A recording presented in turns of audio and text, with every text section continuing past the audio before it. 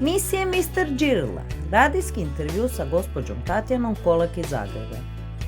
Gospođo Kolak, kada ste prvi put koristili čan šlang? Tatjana Kolak, koristila sam čaj šlang prije 28 godina i tada sam smršavila 22-3 kile i sad sam, hvala Bogu, našla opet čaj šlang i ponovo sam ga uzela. I nadam se da ću ponovo biti zadovoljna kao i prvi put. Koliko ste smršavili prvi put? 23 kile. A koliko ste kutija pili, da li se sjećate? Bilo je negdje oko 3 ili 4 kutije. A koliko dugo ste upotrebljavali čan šlang? 6 mjeseci. Da li vjerujete u čan šlang? Vjerujem jer sam probala, da nisam probala ne bi vjerovala, ali sam probala i sad sam isprobavala pune gluposti i samo dala novce, a sad sam napokon vidjela čaj šlang nakon godina.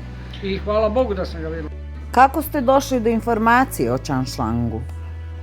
Slučajno sam bila na fejsu. Kako ste sa zdravljem sad, gospođo Kolak?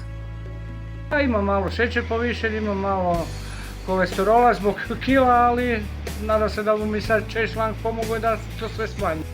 Koliko ste kutija naručili ovaj put? Sad sam uzela 12 kutija i javit ću se kad vidim rezultat, kad smršavam.